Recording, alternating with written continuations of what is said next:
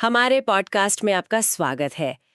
आज हम एक बहुत ही इंटरेस्टिंग टॉपिक पर बात करने वाले हैं जो हम सब की डेली वर्क लाइफ से जुड़ा है। आज हम मेल रॉबिन्स और डेविड गर्बिट्स की companion guide leading with let them के बारे में डिस्कस करने वाले हैं।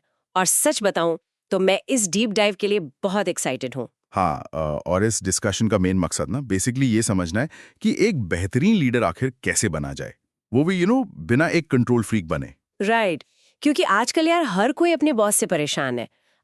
सबको लगता है कि उनका बॉस उन्हें माइक्रो मैनेज कर रहा है, हर छोटी से छोटी चीज में बस उंगली कर रहे हैं। हाँ, सही बात है। मतलब माइक्रो मैनेजमेंट सच में एक बहुत बड़ी यूनिवर्सल प्रॉब्लम बन चुकी है। और यहीं से ना लेट देम थ्योरी का बेसिक कॉन्सेप्ट शुरू होता है। मतलब अपनी टीम को गाइड करने में और उनके हर एक कदम को कंट्रोल करने में बहुत बड़ा फर्क है। Wait, what? पर ऑथर के हिसाब से कंट्रोल करना बुरा क्यों है? एक बॉस का काम तो बेसिकली कंट्रोल करना ही होता है ना, वरना चीजें ठीक से मैनेज कैसे होंगी? यहीं पर लोग सबसे बड़ी गलती करते हैं। तुम इसको एक देसी एग्जाम्पल से समझो।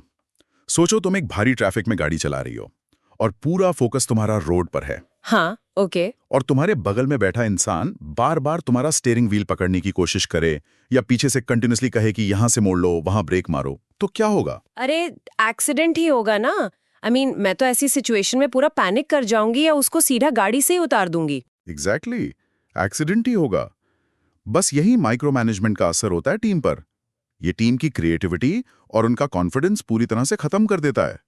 ऑथर बहुत क्लियरली कहते हैं कि सिर्फ कंट्रोल बढ़ाने से फ्रस्ट्रेशन बढ़ता है। लीडरशिप का मतलब ये थोड़ी है कि सारे काम खुद करो या हर माइनर डिसीजन खुद लो। राइट, तो असली मतलब क्या है फिर?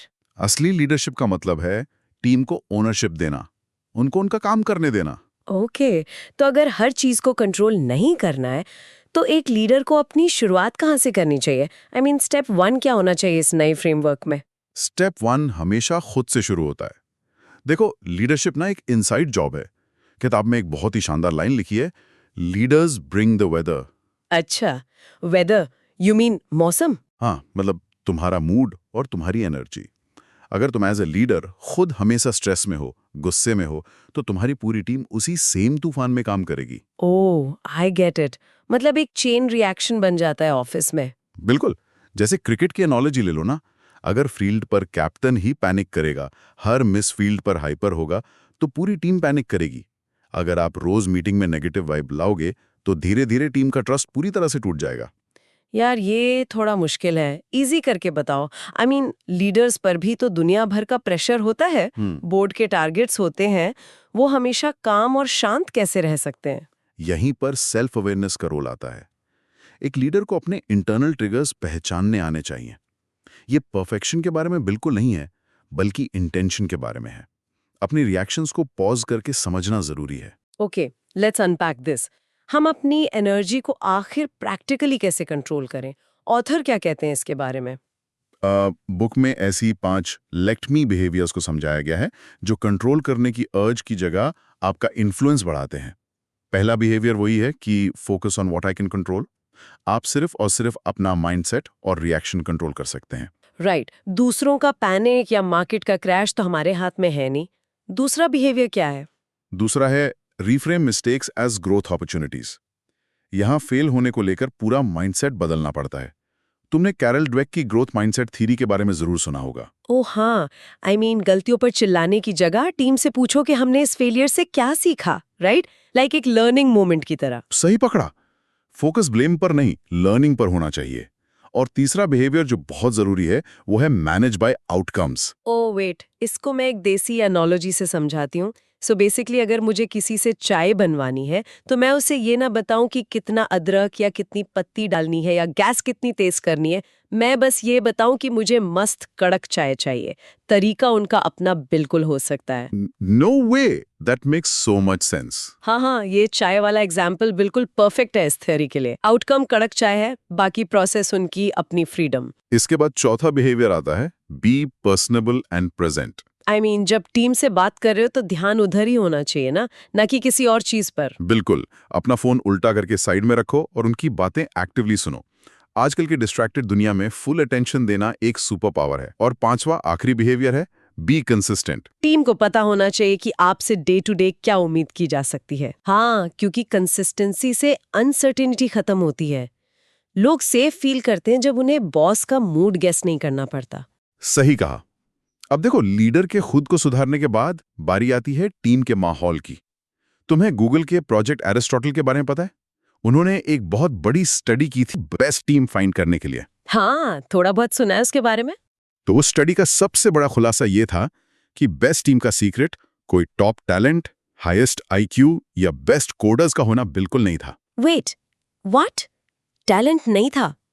तो फिर बेस्ट टीम का सीक्रेट आखिर था क्या? साइकोलॉजिकल सेफ्टी, यानी एक ऐसा करेजियस कल्चर जहां लोग बिना किसी पब्लिक जजमेंट के डर के अपने नए आइडियाज शेयर कर सकें और ओपनली अपनी गलतियां मान सकें। वाओ, बिना फायर होने के डर के बात कहना, ये तो सच में गेम चेंजर है। ये 8 ऐसी स्ट्रैटेजीज दी गई हैं। पहली तो यही है कि क्लैरिटी देना, क्योंकि एम्बिग्यूटी यानी कंफ्यूजन प्रोग्रेस को पूरी तरह मार देती है। आई स्वेयर यार, जब बॉस की एक्सपेक्टेशंस क्लियर ना हो तो आधी एनर्जी तो बस गेस करने में ही निकल जाती है। वही तो। दूसरी स्ट्रैटेजी है टीम को हर छोटी जीत पर सेलिब्रेट करना। अरे ये तो बिल्कुल फ्री है। फिर भी बॉस लोग छोटा सा थैंक यू नहीं बोलते अपने लोगों को। इसमें क्या बजट लग रहा है किसी का? अक्सर कॉर्पोरेट ईगो बीच में आ जाता है। तीसरी स्ट्रैटेजी है उनके काम का मीनिंग बताना। लोगों को लगना चाहिए कि उनका छोटा सा टास्क भी कंपनी के बड़े मिशन का एक जरूरी हिस्सा है। राइट, एक पर्पस मिलना बहुत बड़ा मोटिवेशन होता है, सिर्फ सैलरी से आगे। उसके बाद चौथी स्ट्रैटेजी है हाई एक्सपेक्टेशंस और काइंडनेस के बीच एक बैलेंस बनाना। और पांचवी स्ट्रैटेजी बहुत ही आई ओपनिंग है, फीडबैक देना और मांगना, पर 5:1 के रेशियो में। वेट, 5:1, इसका क्या मतलब हुआ? मतलब 5 पॉजिटिव बातों पर, यानी 5 तारीफों पर आपको सिर्फ एक कंस्ट्रक्टिव फीडबैक देना चाहिए। नो वे, 5 तारीफें? ये तो कॉर्पोरेट वर्ल्ड में बहुत ही रेयर है। यूजुअली तो लोग मीटिंग रूम में बुलाकर सीधा बस आपकी कमियां निकालने लगते हैं। तभी तो लोग डिफेंसिव हो जाते हैं और सीखते नहीं हैं। छठी स्ट्रैटेजी है सही टूल्स और रिसोर्सेज प्रोवाइड करना ताकि टीम एक्चुअली काम कर सके। और आखिरी स्ट्रैटेजी है गुड कॉन्फ्लिक्ट को ठीक से मैनेज करना। Wait a minute, good conflict? Usually corporate में कॉन्फ्लिक्ट का मतलब तो सीधा एचआर की मीटिंग होता है। इसमें गुड क्या है? हेल्दी कॉन्फ्लिक्ट इनोवेशन के लिए बहुत जरूरी है।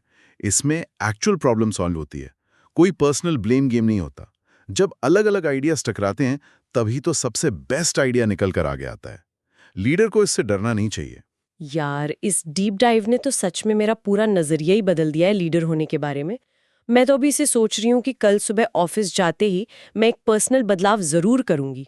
अच्छा, क्या नया बदलाव करने वाली हो तुम कल से? मैं अपनी टीम को कोई नया टास्क असाइन करते समय उन्हें ये बिल्कुल नहीं बताऊंगी कि इसे कैसे करना है।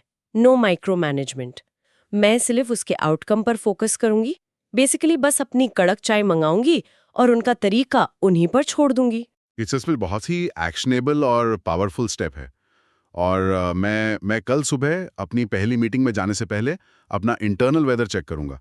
मतलब मैं सारी स्ट्रेस और एंग्जाइटी मीटिंग रूम के बाहर छोड़कर एक काम इंटेंशन के साथ ही अंदर जाऊंगा। That is absolutely perfect. Okay, तो हम इस पॉडकास्ट के अंत पर आ चुके हैं।